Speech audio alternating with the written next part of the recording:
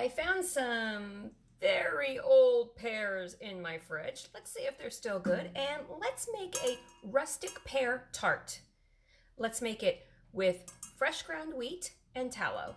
How about that? Let's get going. First step is peeling them. I'm not really concerned about getting all of the peel off. I'm just going to roughly peel them, rough chop them, and stick them in a bowl. Then we're going to cut out all of the pieces that are, a little bit too brownish. We're not going to use these for canning. These would not be pears I would use for canning. Pears I would use for canning would be much more pristine and in much better quality. You always want to use the best quality fruit when you're canning. Perfect ripeness and everything. Yeah, like that little thing. We're just going to cut him out.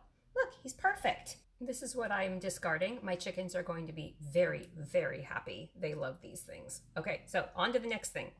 Add in half a cup of sugar, just like that. Drop in 3 tablespoons of freshly ground flour. I'm using soft white wheat because that's what I'll be using for the crust. Toss it around so you coat them all the pears, breaking them up as you go.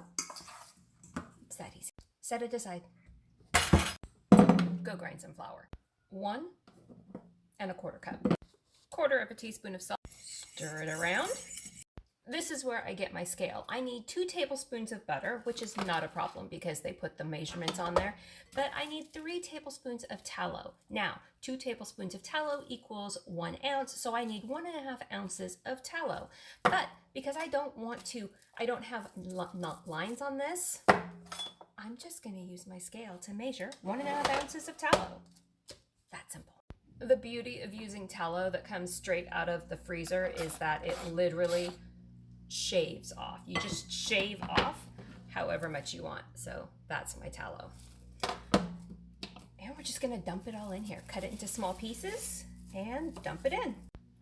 Roughly start chopping it in to make your dough. Oh, I love this part.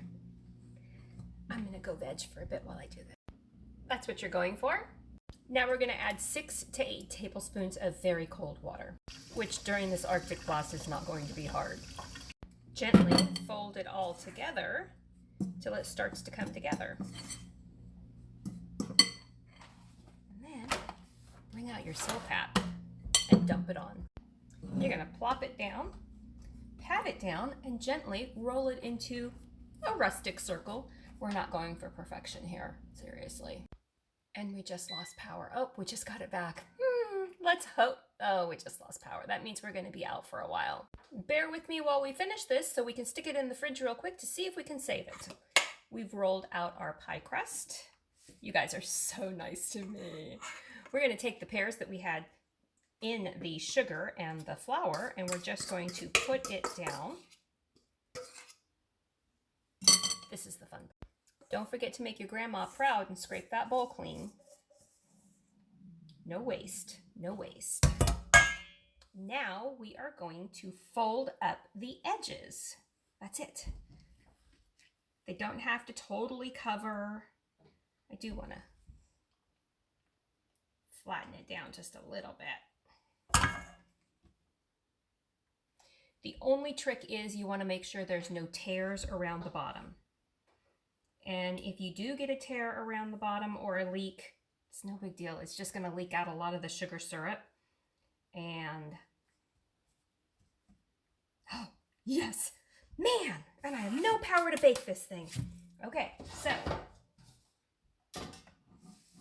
this is, oh, my silpat is too big for that. So we're going to stick it in the refrigerator like this, and then we're going to pull it out and bake it when it's a better time. Like when we have power. Oh, and I need to dry my hair. Like, how am I going to dry my hair? Yes, I could turn the generator on. I just don't want to. No. Okay, you're going to preheat the oven to 450. We just got power back on. Everything looks like it fared pretty well. I was able to do some cleaning while I was doing that, Never let a minute go to waste. I'm going to sprinkle this with 2 tablespoons of sugar, and then we're going to put it in the 450-degree oven for about 15 minutes or 20 or 25. My oven always takes longer.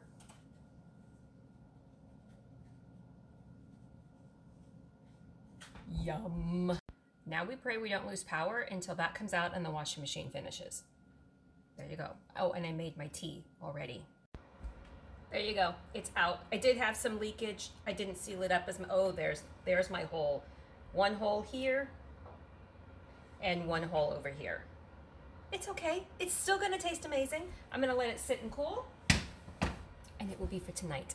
Okay, so I'm actually gonna do something because I have a few minutes and I want to try to start making things easier for all of us. I am going to go upstairs and get on our website, which the link is in my bio, and I'm going to type this all up really rough. It's not gonna be pretty. We don't want pretty, with a picture or whatever. And I'm going to put this up on our website, and then I will link it to our Book of Faces page. There you go. So you'll have the recipe now. And then I'm gonna come back down and make a totally another project. Talk to you soon.